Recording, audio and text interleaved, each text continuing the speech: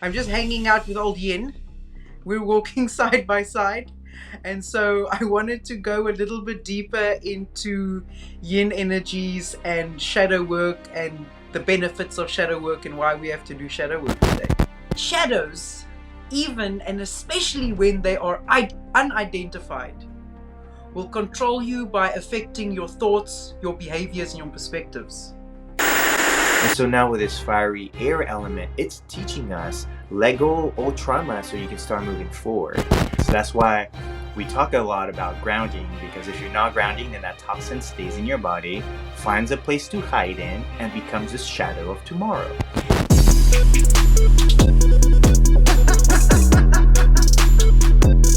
It's lunacy.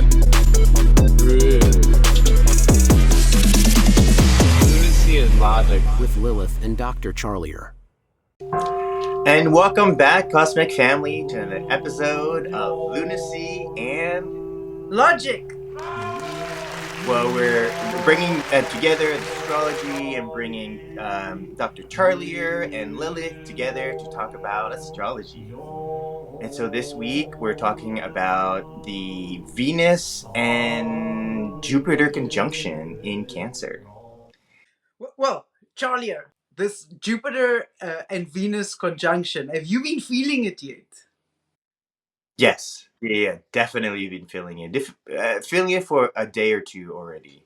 I mean, we had a few other major alignments this past week, but I'm starting to feel that emotional resurgence.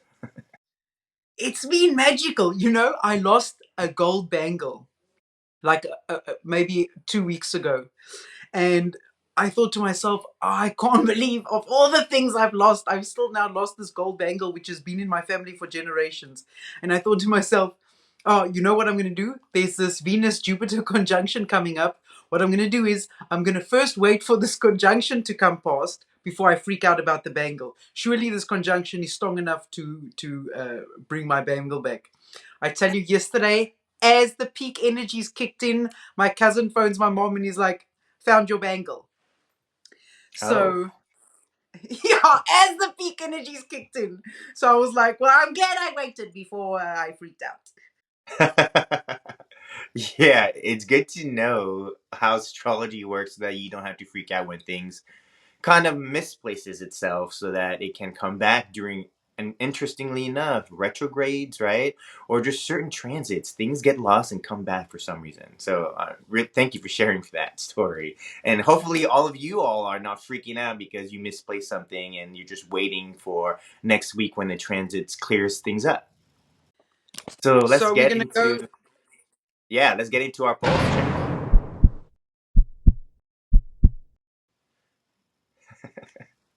Seems to be a little bit slippery. And then we have some internal wind going on now, right? Yeah, so I got rapid slippery with some wind. I would say the rapid is really, it's this time speeding up and this pressure building. And it's so funny because today when we're filming, it's also one of the days where the Earth's rotation is significantly faster.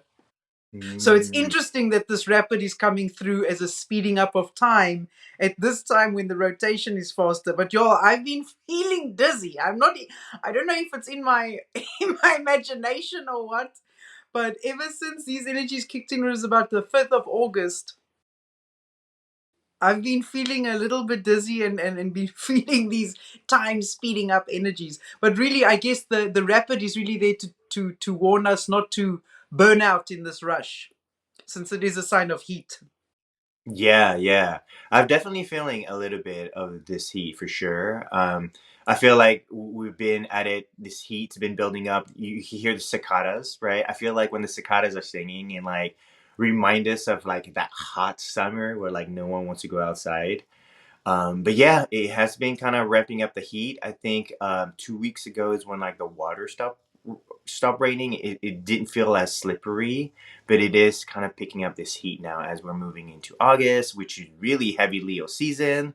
We're in the heat of it all, y'all. Like Leo season kicked in. We're in it.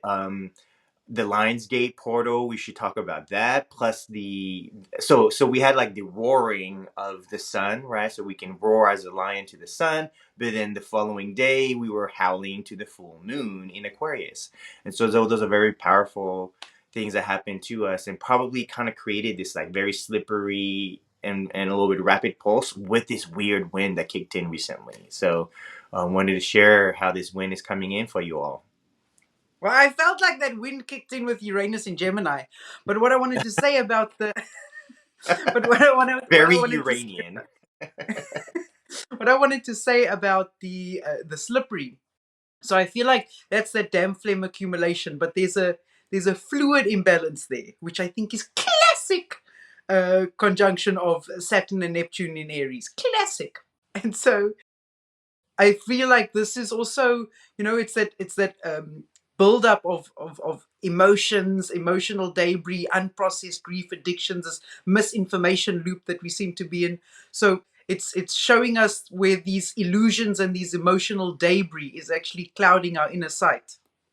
Yeah, yeah. And this is considered a very difficult patterns in Chinese medicine when you're getting this slippery, and that slipperiness, that emotional buildup is actually creating heat that is showing up as frustration, or just very frustrated that there's so much emotions kind of riling up. But that slipperiness is kind of slowing down, and that heat is really pounding us now, right?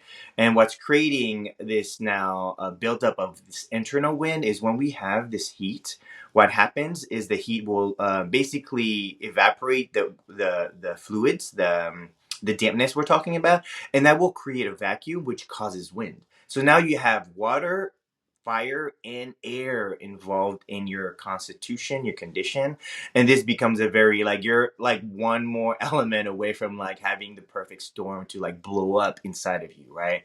So this is why it's very important in our own medicine that we take our time to address the slipperiness, the dampness, right? And then the heat, and then this wind. Because if you try to do all three at the same time, you might be reducing one but then affecting the other, right? And that's why in Chinese medicine we talk a lot about balancing the elements so that you're not turning one off but actually activating another one, right? So it's a very important pulse for us to look at, because there's a lot of things happening, especially when we talk about the codes of destiny.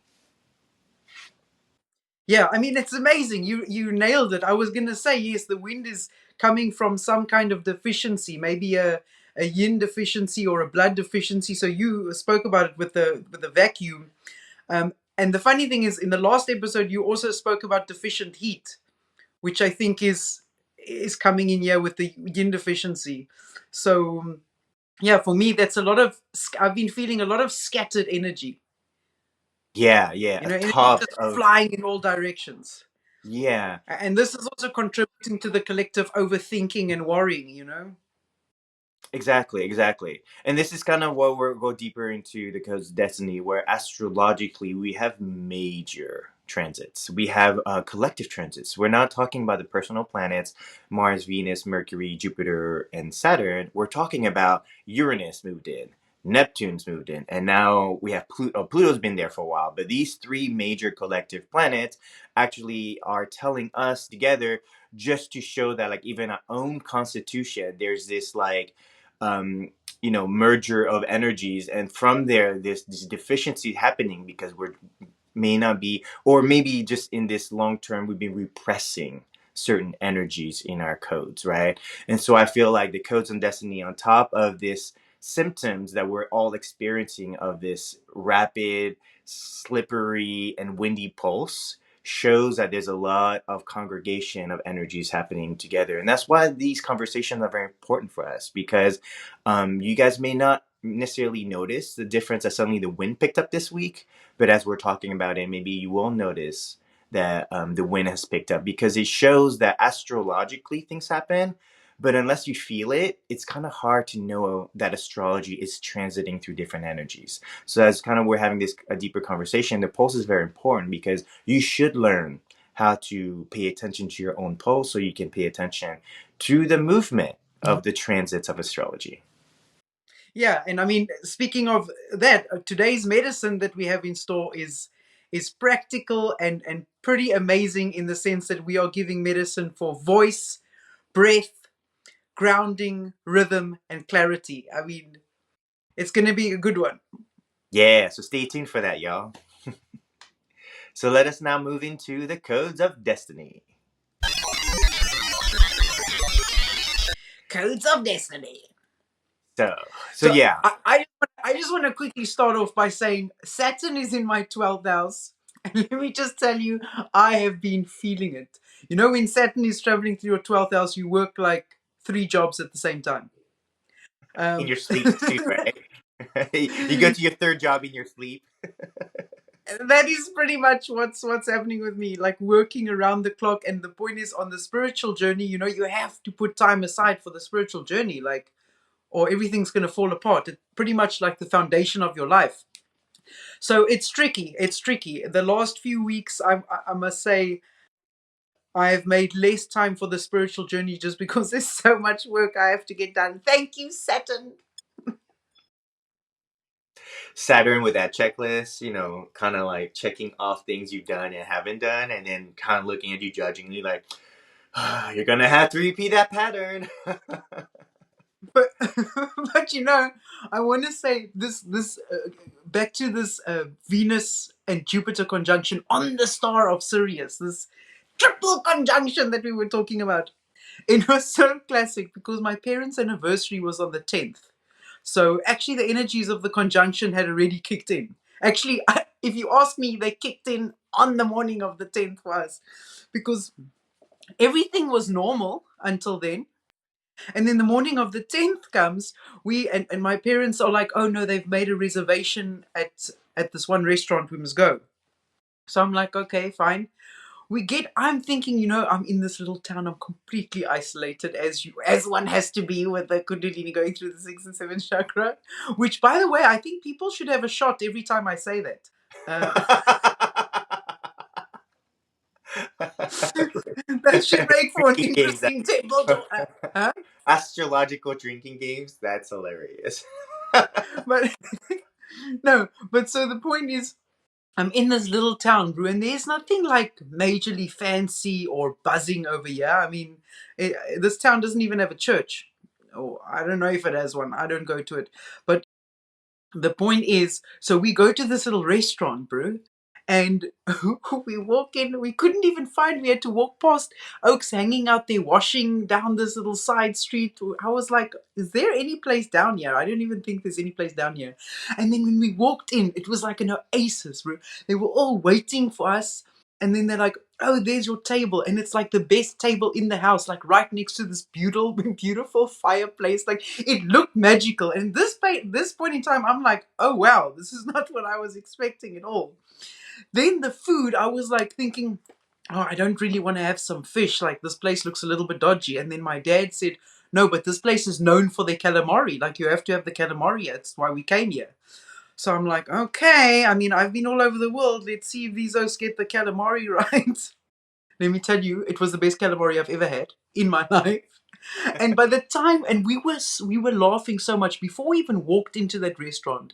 Me and my family were laughing, crying from we were laughing, just shit being funny, which we don't laugh like that often, like where we can't even speak. And by the time we left that restaurant, everybody was like, bye, bye, bye. We literally felt famous by the time we left the restaurant. It's basically what happened. So that for me is like Venus conjunct Jupiter and Sirius. Classic experience of that alignment. Wow, that's beautiful. Yeah. Yeah, it's great to see family come together during this kind of alignment because that is very much the Cancerian energy. Yes, for sure. Yeah, yeah. And then what? Huh? Go ahead, go ahead. No, I was going to move on to the next alignment. So we've got Mercury just went direct.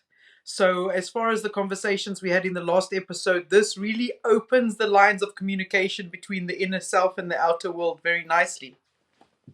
I definitely felt a lot of stuff during this retrograde. I think, you know, I don't know if it was because it was in Leo, Gemini, but like, no, Leo Cancer. But I definitely felt a lot of things just I felt the retrograde, and y'all, I have a Virgo stellium, so usually in retrogrades, I feel some kind of energy, or I'll notice things that like won't work out very well, or I'll have to like double check things. But this time, like, I really felt it, so it was really interesting for me to slow down my pace, as because in that Leo energy, I have a lot of Leo energy in my rising as well as my 12th house and my moon. And so I felt very excited, but in a way that excitement kind of like made me mess up a few times, and like the universe like, hey, slow down, we're in a retrograde, you can't get too excited because you'll miss certain things. So, like, some processes, I forgot to call someone, or they heard the wrong thing and I didn't call back to tell them what the information was, like a few times like that. Or emails that was like, hey, I didn't get your email. I'm like, oh, it's right here. I'm like, why didn't it show up the first time I checked, right? So it's just this weird experiences that I've kind of run into. Even for us, like a couple of times filming, we kind of had struggle with some filming. Even with another friend, I was trying to do some filming stuff and the camera didn't record correctly. So this retrograde was a little bit much, and that made me So you really. had that with more than one episode? Yeah, yeah. I mean, because the retrograde's been like a little over 2 weeks, right? But I felt the beginning of it. I don't know why I felt it way more this time than I did before. So that's why, like, this retrograde, I had to really pay attention to, because there's a couple of things that I could have gotten in trouble if I wasn't aware that there was a retrograde, and I had to double check my work. But yeah, like this Jupiter Cancer, I think for me, it's I'm feeling it a little bit, but it hasn't really like really picked up yet. No, I also don't think it's picked up yet because we're busy searching for a house for my folks here, and Cancer is my fourth house. So I'm expecting Mhm. to find a nice house for them, and that hasn't happened yet. So I also don't think Jupiter in Cancer has really kicked in yet. Which, I mean, it's Yeah. already mid Cancer, so it should be kicking in soon.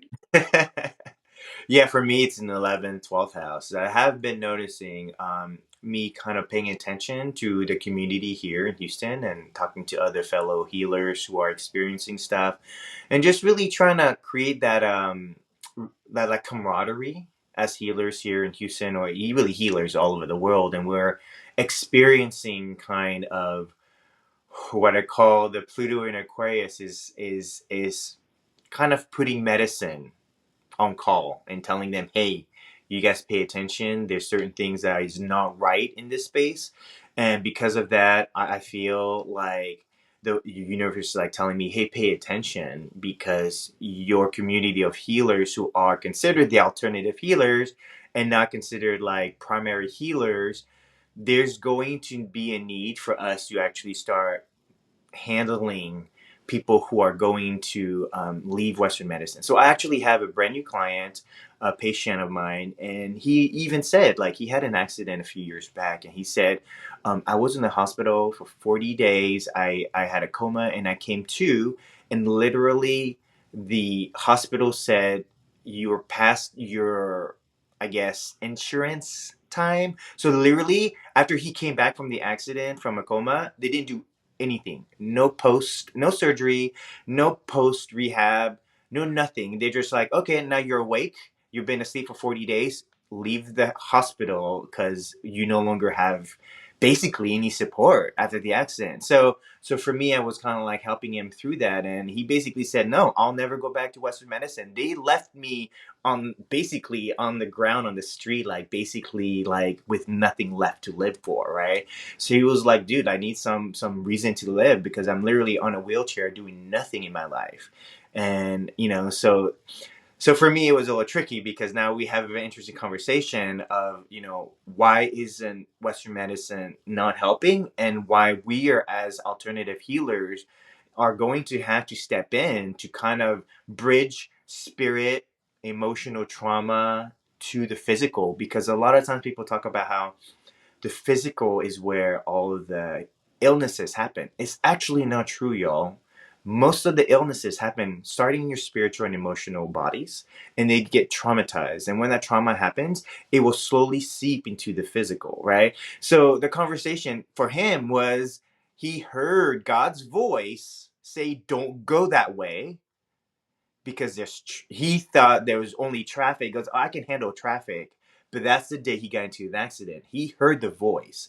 And so he said since then he's been afraid to listen to that voice because it almost like it because he didn't pay attention to that voice that told him not to go that way that caused him the accident. He's kind of been looking for this voice again, almost like he's trying to reconnect to spirit. So I think what's really interesting is You like, need to tell him to watch our podcasts. yes, Sounds so like there's he's this. dealing with some trust issues. Exactly. So this deeper conversation that we're having is really, again, like surrendering and trusting these inner voices that we've had for so long since we've been born. Yo, God and universe has never stopped talking to us. We have just thought that they were our voice, our ego, our issues. And so what's happened is we have not really taken that inner voice seriously. And so a lot of times when we're not listening, we will find ourselves in a very tough situation, like this man who basically got into a car accident and lost his ability to connect to his physical body, means that now suddenly in his life he had to pay attention to the spirit, to the mind, and to the emotions because his physical body was kind of not working. And so I feel like many of us are really going to come to face, because with this code of destiny, we've talked about this. Uranus is moving into air sign, Gemini. Pluto's moving to Aquarius, air sign. We're moving into Aries, fire sign. So there's no more earth and water. And we're moving into a very fiery, airy time of our lives. There's going to be a lot of purging, purification, and new ideas.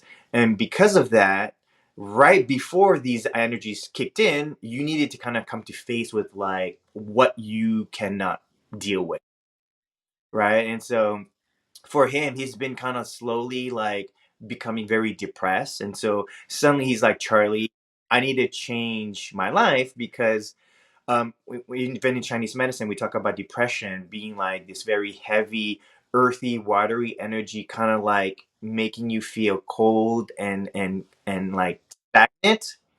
Bless you. And so what happens is you're almost feel like you're not able to like move energy, right? Stagnation becomes a big problem. And so now with this fiery air element, it's teaching us let go old trauma so you can start moving forward. And so when he felt this, he started to look for someone that could help him go through this healing. And so that's why our conversation now is not about physical healing. It's about spiritual and emotional healing. And that's not what's being done in medical systems right now, right? Hospitals do not care about that.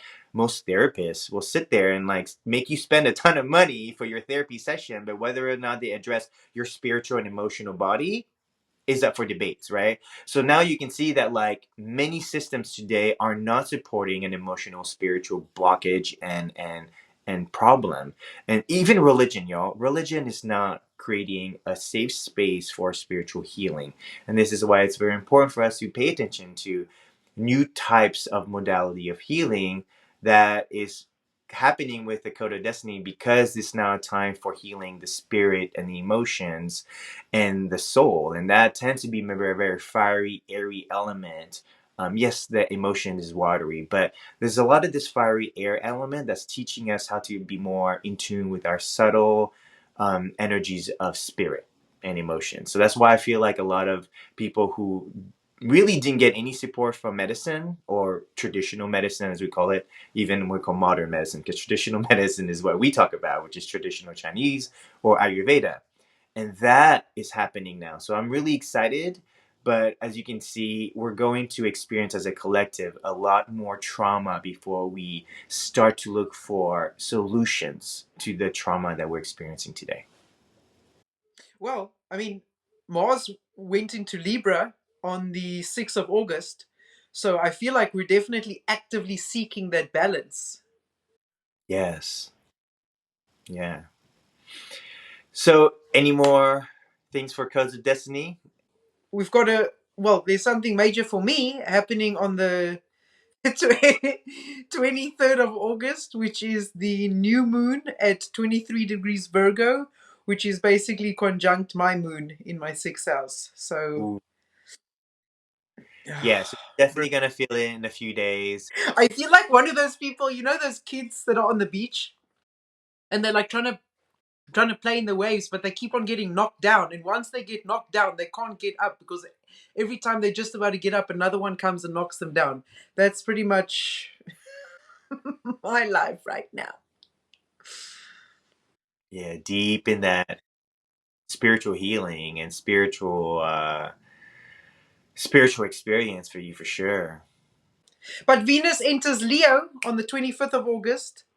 So if you haven't had any fun yet, it's coming. Yes, yes. After all the healing you're doing this month, right? Just because. No, exactly. That the Jupiter conjunction with Venus and then Venus entering Leo afterwards, I think it's a nice, not just moment, but like a nice little time window of some relief and joy and fun.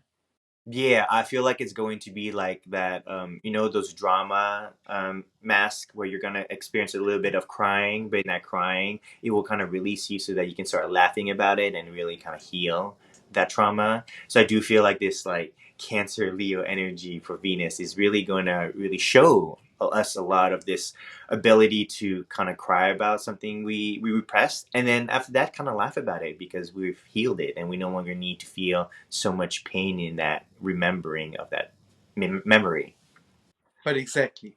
That should take us straight into the keeping it real thing, where I will start with a little song. Ooh, okay.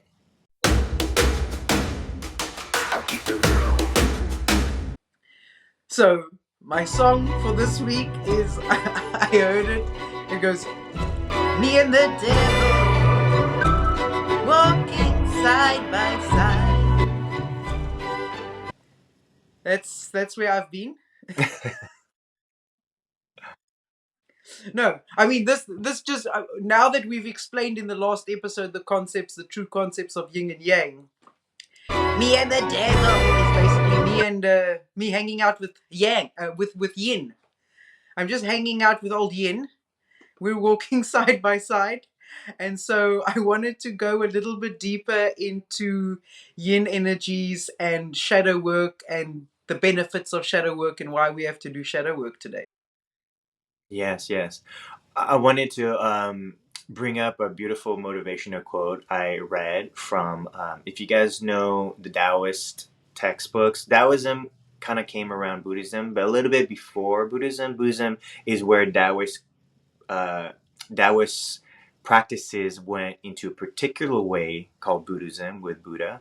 But in this Taoist culture, Lao Tzu said this once. He said, when you're trying to be learned, add something every day.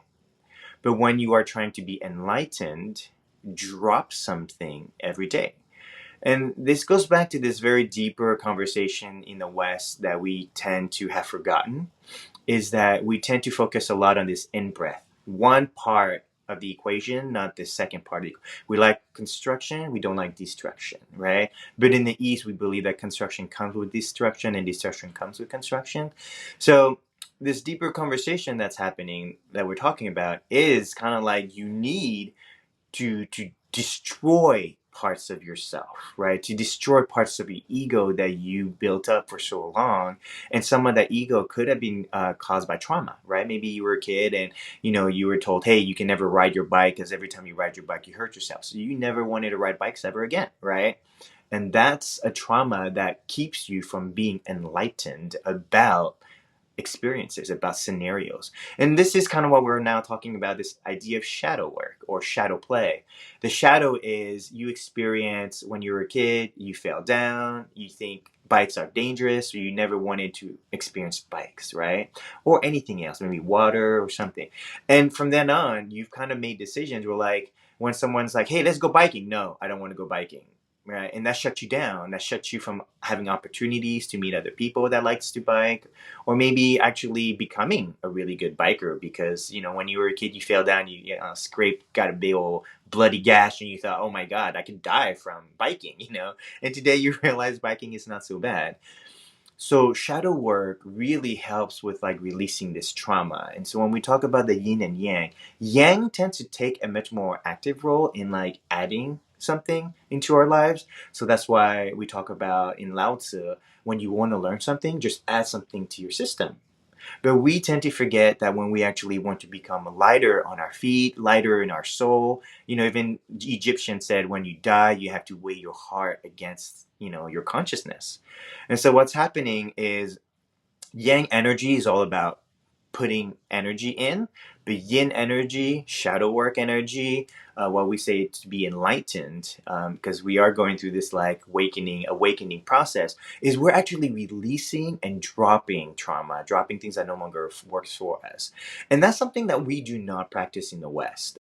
In the East, and then right now today, you're seeing a lot more uh, ceremony circles during the moon. So like full moons, and I just did a beautiful full moon ceremony with a whole bunch of friends. They had a fire, and we just throw the things we didn't want anymore.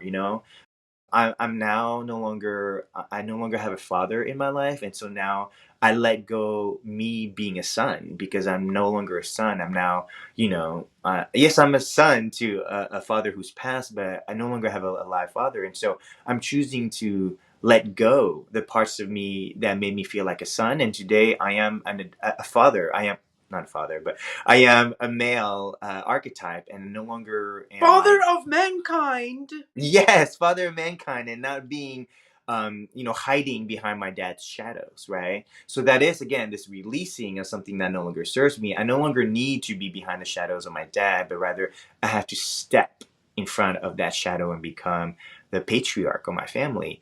And that's something that I had to release. Otherwise, I would hold on to all these patterns that don't work for me anymore because I no longer have my dad. So now, like, and always send the things that you want to release to fire. Fire is really good in purifying. Remember, like, we're transmuting energy. So fire literally turns something that is, a piece of wood into fire and then ash. So it's transformed into a whole new energy. So these ideas of what we talk about shadow work is for us to let go the things that are traumatized inside our bodies, to let go, because we get too caught up with trying to add stuff to our lives, right? I want to be happy, so I want to add things that makes me happy, rather than saying, actually removing things that makes you unhappy can make you feel happier, right? So that's, I feel, why this conversation is very important, because in the Western cultures, we don't really have a pattern for releasing things. So that's why I love these conversations. Yeah, so Charlie. So no, what I wanted to say is, Carl Jung is one of my favorite philosophers. He still said that evil or darkness is often that part of our mind that we don't want to see, right? This is usually like if you're lying to yourself, or you're pretending something is true when it's not true, or you're abusing power without even your own knowledge. These are all ways that we ignore that side of us. But the problem is that when you don't identify it, when you ignore it and just carry on with life, those those things actually grow stronger in the dark, is what he was saying. And Charlie, there was this video. Let's play the video quickly. It's that video with the shadows and the children. Oh yeah, yeah.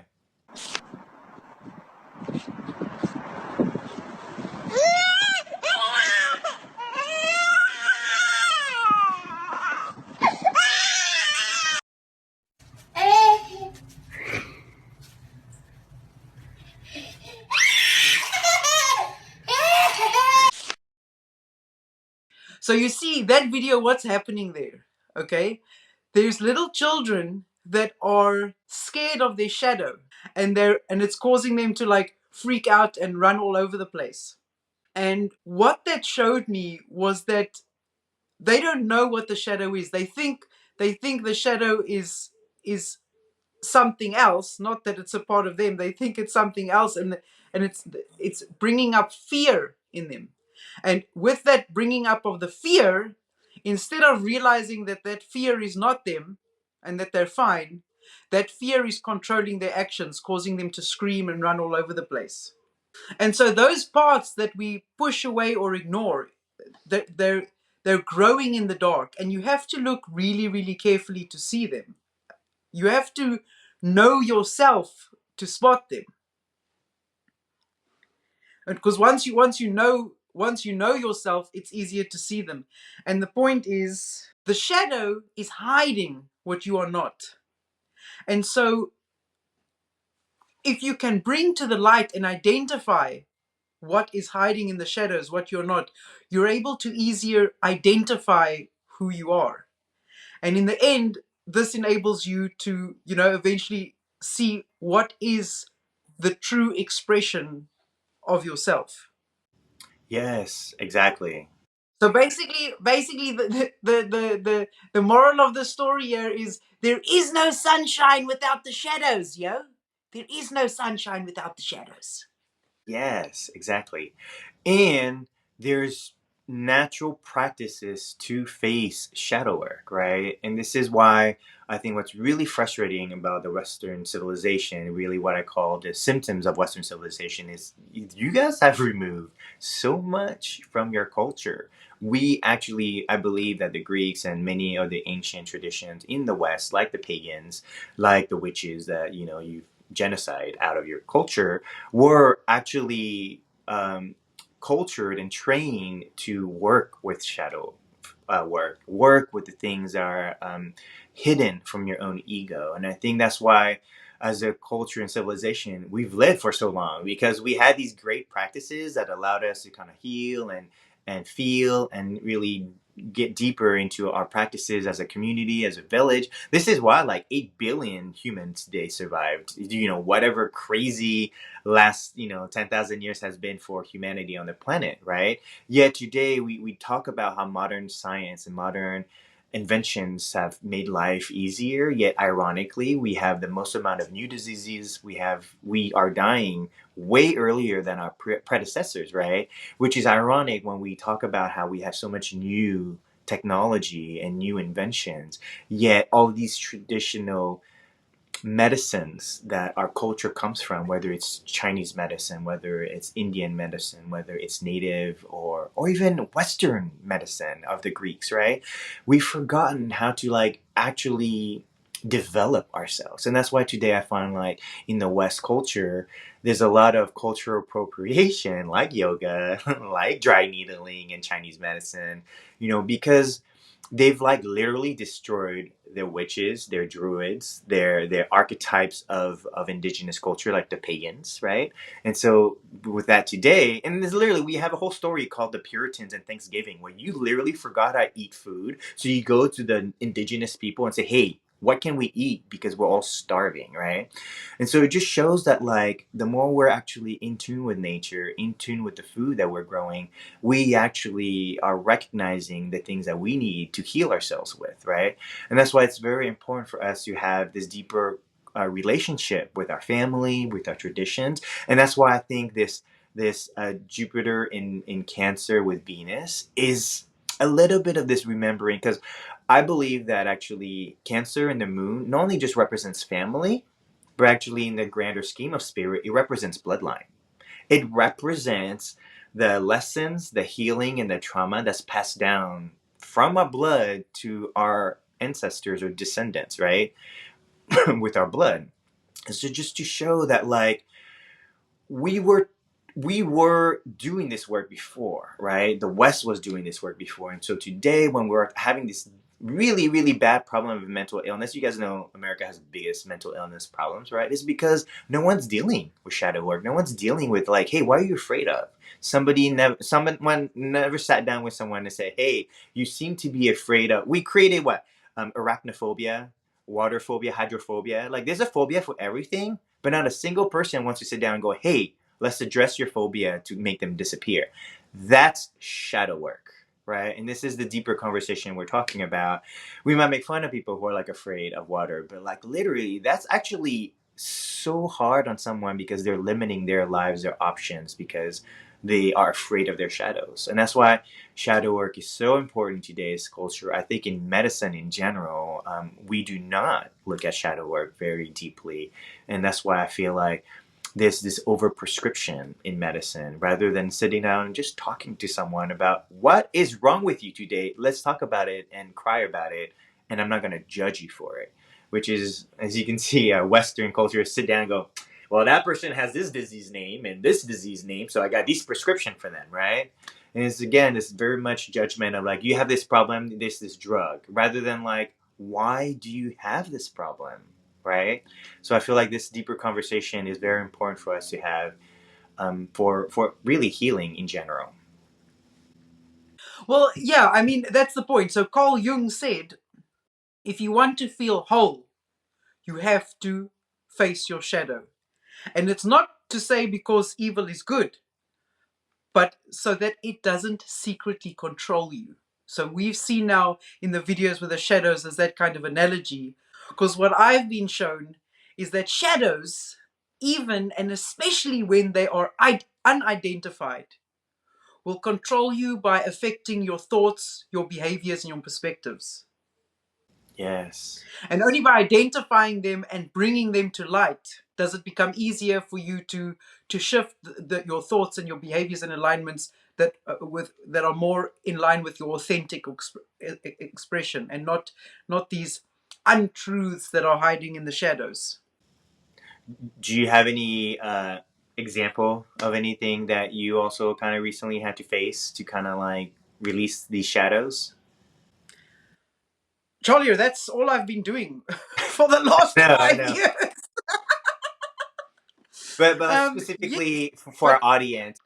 I mean, look, it's a little bit too personal to talk about the details, because obviously the stuff that I'm dealing with the Kundalini, the sixth and seventh chakra, is, the deepest, your deepest shames, your deepest traumas, your deepest wounds.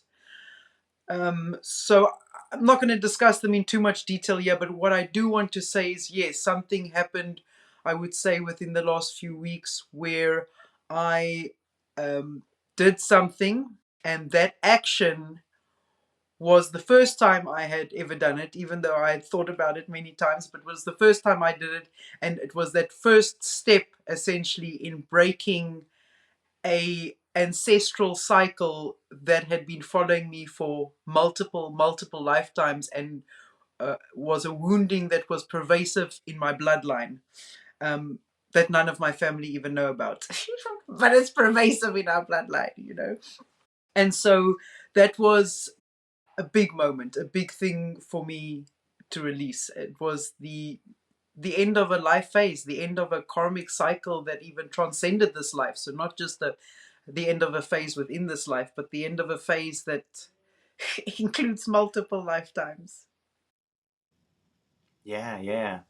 Um, I wanted to share a quick story that I did shadow work about a year ago, and I was coming from graduating from school. I was a tech person before that, right? And so being a healer was very new to me.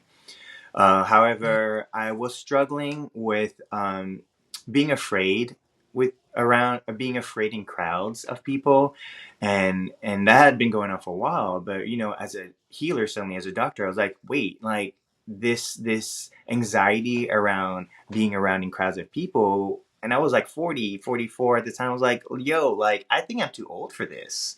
So I decided, look, I'm going to go deeper into shadow work with this, because I couldn't understand why I was still anxious around people. And I was much older now. And I was like, well, I haven't even been bullied in years, if anything. Like, I may have been the bullying in some accidental settings. But, like, right now I was like, how come I'm still anxious around being around people? And so I went into my own kind of shadow work, where I did what you call a darkness retreat, where I went into a room, closed my eyes for like days, for like 5, 6 days, and really only talked to myself and my guides. And at this point, I'm basically like calling them out on things that I was frustrated at that I couldn't figure out.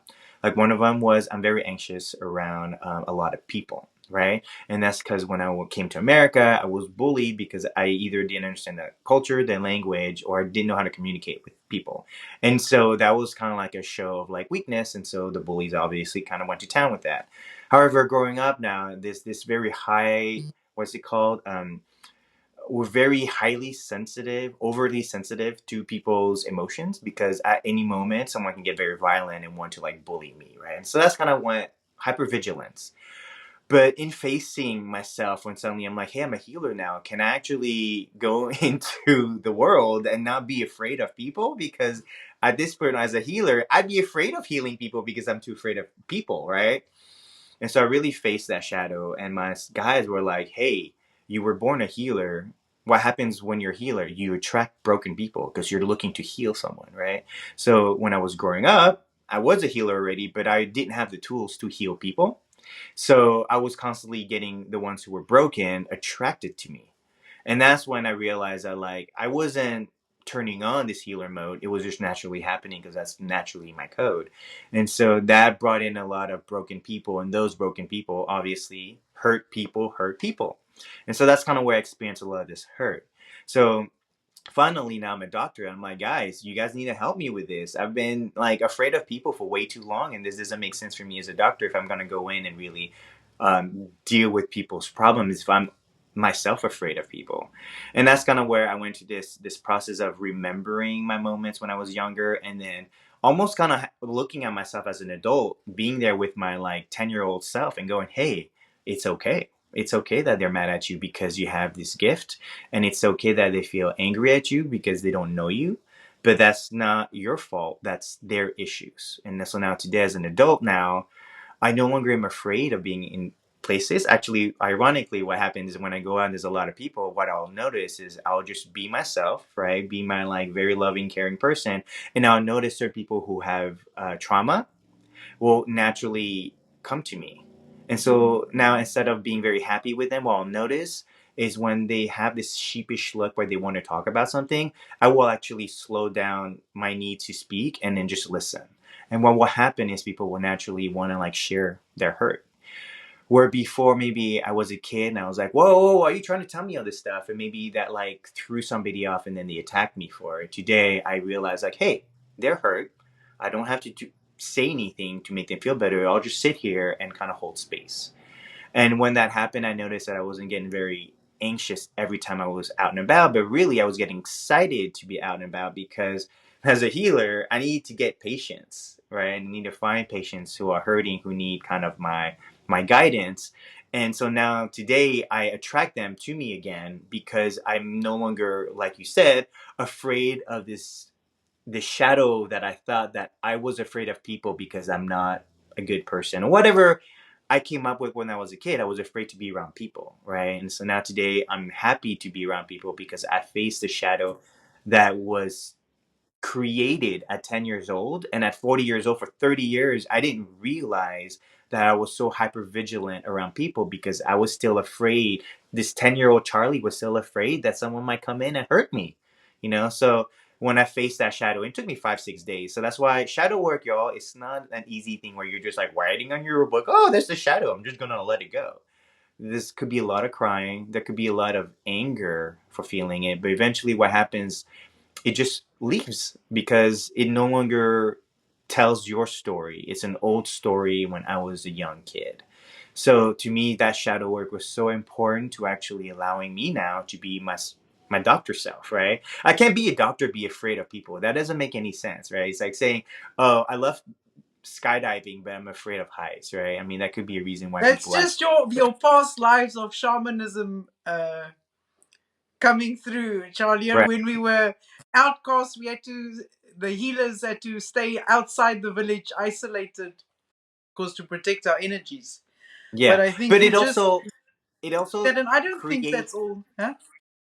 Oh, it was also being alone allowed us to actually create a relationship with our guides, and those are the Exactly. guides that walk through us through the shadows with us. You're not doing shadow work alone. You never are, right? And that's why like this deeper relationship is to connect to eventually to God, because your shadow work eventually leads to God. That's kind of like the thing we're trying to get to with this conversation.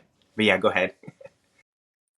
Exactly. Well, we also explained it in an umbrella format last time, right? I mean, Exactly. that's essentially that's God's own design, even for Himself. When He created the yin to experience Himself, He invented shadow work in that same moment. That's it, right? So Exactly. unless you all can come up with a better system that God Himself came up with, I suggest you do some shadow work. Yes, or it is also Uranus in Gemini. So just invent new way of to do shadow work with God, but don't ever bypass it. I think it's very important for us to really face it this time, or right now at this time. Yeah. Well, we might have some leeway. Like we can wait until Venus is done with done in Libra. We can wait until Venus. No, sorry, not Libra. We can wait until Venus is done in Leo before we tackle shadow work again. Let's just Because enjoy the time while we can. yes, because once Venus gets into Scorpio, that's it. You better go face that Well, then shadow. it's maybe a different kind of enjoyment, if you know what I'm saying. Masochism, anybody? So, and this kind of also this deeper, conversation of like transits, right? When we talk about Mercury's moving to this, Jupiter, Mars, all that, they're telling us that life has a natural cycle. God has already created this cycle for us. And so when we are following these cycles, we will naturally feel the inclination to experience things that's matching the transits, right? So that's why we share this, because we want all of you to go through these transits with us. So by the time Venus and Scorpio doesn't happen, you're not calling me crying on the floor going, "Oh my God, Charlie, my whole life is gone and I don't know what to do with it." Did you get that warning 2 months ago? Yes. Let's Hey, talk, right? even I still do that with you. Right.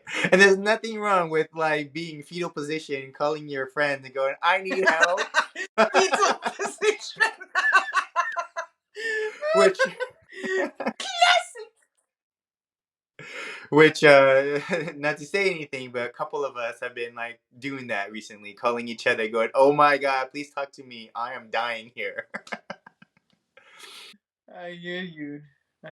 Yeah, yeah. So we're available also for anybody who is going and feeling through that. Please reach out to us through our, our YouTube videos, our messages. We'll respond. If not, our next episode, we'll kind of respond to any questions you have. But this is for all of us to kind of share information and go through, spiritual healings and experiences together as a community. We are all one, everybody.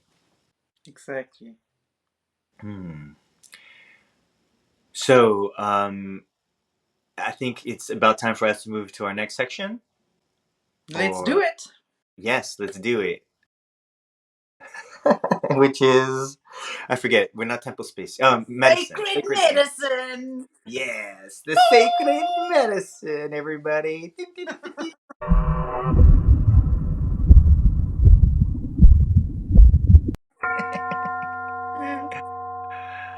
So, what do we have in our sacred medicine portal, Lilith?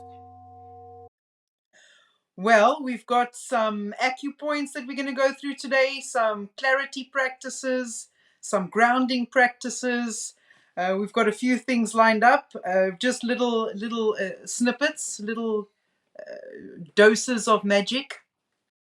But I must say, I think that the practices that we're giving today are particularly critical and are going to be particularly impactful given the planetary alignment while we are filming this, because this planetary alignment will follow this video wherever it goes, which is none other than the triple conjunction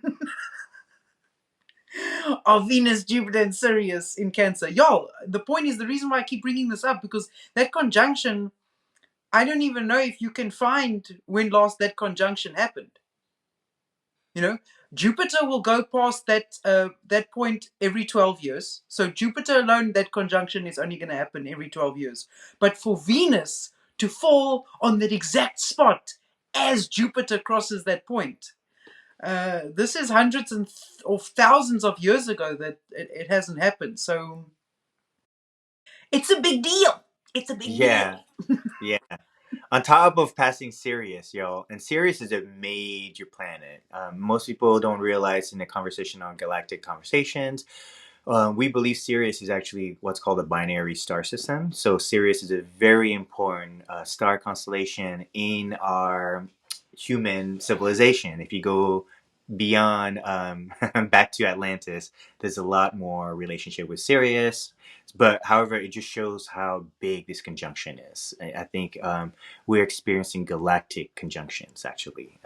That's why everybody's seeing UAPs, UOPs, something, some kind of underwater or flying thing, because I feel like the Syrians, the ETs, the beings on other planets are probably kind of saying, "Hey guys, you guys been alone, chilling here on this little planet called Earth. Come join the party." And that's what I feel like this conjunction in Sirius is happening with Jupiter and Venus. Well, in the words of Sensei Christopher Witecki, who has his own company called Serious Joy, I want to say this conjunction should literally bring you some serious joy. Yes, yes. It's time to get serious about it, y'all. Exactly. Yeah. But yeah, any So, okay, acupuncture so points? yeah. Let's start off with the acupuncture points. Lung 7 Really good point. connects the Ren-Mai channel. Yeah, this one is very important. It's very important to actually release the exterior. So a lot of times people get sick, and what happens is actually our body has an exterior, interior. Where interior is where we get really, really internal medicine sick. The exterior is what we call getting a cold or fever, and that attacks the outside first. And so the lung is able to dissipate that energy before this cold energy comes into the body. So lung 7 is so good in balancing our exterior interior bodies, as well as kind of managing the fluids inside of the lungs to kind of really create this really good moist lung, because it is in the moisture that we're able to grab oxygen. So when our lungs are dry, that's actually a very bad thing. So lung 7 is super important for that.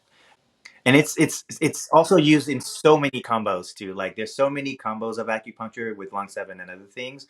So I just didn't want to overwhelm you with many with all the different things that lung 7 does. But it's a very, very important point for us.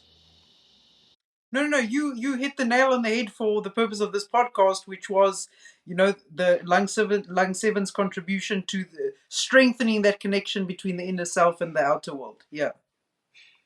And another point that would be good, lung 10, which clears lung heat and most importantly restores the voice. Yeah. So this is an important one for the throat chakra, right? And again, going back to when you have that heat is when you will dry out the fluids. And so that's why that lung might feel a little dry and very coughy. And because this tickling cough usually is connected to heat, right? Because when it's moist, it's not gonna get that itchy, scratchy feeling. The itchy scratchy feeling is because it's dry, and just like when you're wearing like dry clothes and you get very itchy, that's what's happening in the lungs. So that's why lung 10 is super important in bringing more moisture back and kind of releasing that heat that's building up inside of the lungs. The lungs are obviously connected to the voice. So for me, this is also a point because there's a call out there for truth telling. And this truth telling is necessary to cleanse the lungs of humanity. And it's like Charlie has said about the throat chakra. Yes, and so if you can focus on this energy and truth telling, what you're actually doing is you're contributing to the activation of the planetary throat chakra, which is exactly what needs to be happening right now. And it's just right on time. It is just right on time for what we were talking about, shadow work, right? So now you can talk through your shadow work and be able to release this kind of heat that's rising as the shadow wants to be released. And so the throat is a really good place for us to kind of do that releasing, crying it out, talking it out, so you kind of release that shadow. Well, that is another sacred medicine. So, in addition to using lung 10 as an acupressure point, pressing it for 3 minutes a day, at least, hopefully 3 times a day, but even just 3 minutes a day. In addition to this truth telling and really restoring the voice, I would say another thing that you can do to help activate the planetary throat chakra is to release an unspoken truth. And that energy will be your contribution, and it will be a significant, impactful contribution for sure. Just Yes. remember when you release unspoken truths, that you do it in a kind and compassionate way with patience. Yes. There's no need to go off and tell people their fortune like a Scorpio would, or a Pisces for that matter, when you've pissed them off enough. Let's just deal with it. Let's not Or even Sagitt. mention the Aries. No, no, Aries are very I was compassionate. gonna say Sagittarius. Fiery compassionate. Huh? Yes. I was gonna say Sagittarius. Those who like love to tell everybody truth before they realize maybe it's not the right timing. Typical. Yeah. Well, they're opposite Gemini. So Yeah, I exactly. would say Sag is the epitome of TMI. Too much Yes. information. Yes, exactly. Y'all, you know, if you're sad, you probably got in trouble for like saying things too early when people didn't ask for it. Awesome. Any other sacred medicines? Oh, there's alternative nose breathing. And if you do that, take a breath in with the left nose and breathe out with the right. And you do that to the other side, back and forth. What's happening is you're actually forcing, one side of your body and brain to kind of synchronize. And so, what happens when you're doing this with the breath, you're actually calming down and it's allowing you to kind of slowly release things that no longer serve you. So like you'll notice that things will bubble as you're doing that because what's happening, you're clearing your field. And when you clear your field, just like when we talk about shadow work, your field doesn't want this extra negative blockage. And so it will suddenly bubble up that energy. And so suddenly you'll be like, oh my God, I feel so angry about this. But then you'll realize because of nose breathing, you kind of won't feel so angry, but you'll like remember that feeling. And then you can easily go, okay, I don't need this anymore, and kind of like throw it to the side or burn it in a fire. But that's very important that the alternative nose breathing is like really good way to kind of balance your emotional body. Well, and I think that is also helps with the wind diagnosis, because I feel like in that instance, that balance is also quite grounding. So you could do the alternating nostrils, but you could also walk the very well known ways of grounding, walking barefoot on the earth, eating grounding foods like root vegetables. Sweet potato is one as an example. Whole Mhm. grains. These are also all ways of grounding. Physical movement, drinking water. These are also ways I usually ground. Yeah. And we call it grounding just because actually on meridians, we have elemental meridians. We talk about the five elements. So if you see your hand will have fire and metal, but actually your feet has water, wood, and earth. So you actually can ground whether you're touching dirt, whether because of earth, whether you're touching grass, trees, or leaves because that's wood, and whether you're putting your foot in water. And we want to say that because water, people forget that people walk in oceans and rivers a lot to do a lot of detoxing and releasing. You probably also seen these very weird, like put an onion under your foot and then you wrap it up with saran wrap and put it inside of a sock, right? It looks like some of those like mother home remedies that like people think like never works, but actually does because your feet are releasing toxins constantly. And that's why we talk about grounding. The toxins are trying to be released into the earth, into the water. But if we're not grounding using water, wood, or earth, then that energy, that stagnant, dark, toxic energy stays in our body and recirculates. That's why we talk a lot about grounding because if you're not grounding, then that toxin stays in your body, finds a place to hide in, and becomes a shadow of tomorrow. So, this is why it's very important for you to have a grounding practice so that today, if you were traumatized by something, let it go now so you don't let that trauma store in your body and becomes 10 years from now the disease that you got because you couldn't let go of this trauma today. Don't go chasing shadows. Stick to the rivers and waters that you're used to. Oh man, what an old song. No, it's funny that that you speak about the soles of the foot, because that was another thing I was going to say for grounding is, during meditation, another way to ground is during meditation to focus on the soles of your feet. I mean, It's true. Charlie was touching on all the different significance of the soles of the feet. Yeah, it is significant. So even just something as simple as focusing on them during meditation is a grounding practice. Exactly, yes. And then another grounding practice for, if we move on to the dampness and the fogginess, is where you want to be doing some clarifying practices. And clarifying practices, you're not going to like what I have to say, but it involves turning off constant input, fasting from noise, and in the stillness, giving truth time to come through clearly. Yes. I heard this great word this week called emotional fasting. Because right now, when we are going through these emotions, a lot of, and like you said, we get distracted. So we're constantly being bombarded by input. Some of this input will create an emotion within us, right? And that's kind of the emotion that we have to pay attention to, because sometimes that emotion will get lodged into us when we're not being careful. So that's why it's very important for us to be very in tune with our emotion. As men and women, both of us have emotions. And it's very important for us to kind of pay attention to that energy. Otherwise, more shadows will be built around these emotional triggers and traumas that we have. 100%. 100%. So we're all set with all the sacred medicine we want to share with everybody? Yeah, I think these, well, with regard to the sacred medicine, there's a call to reestablish our sacred daily rhythms, to keep the heart and breath steady amid the chaos. So if you can incorporate some or more than one of these sacred medicines, this is the intention behind it. Yeah. It's a good reminder, y'all.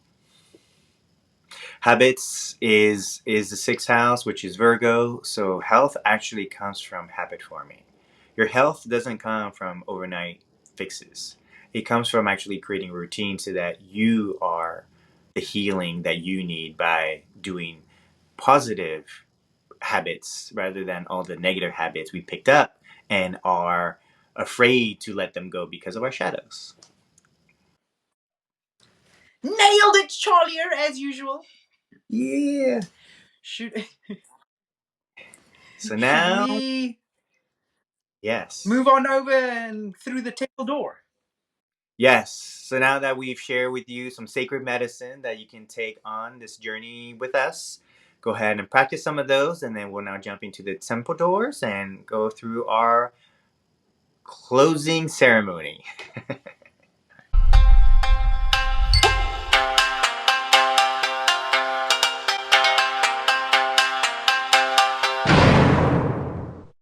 Alright. So what bowl should we play with today? This is our throat chakra bowl, y'all. This is very important for us to kind of release our shadows and speak our truth, okay?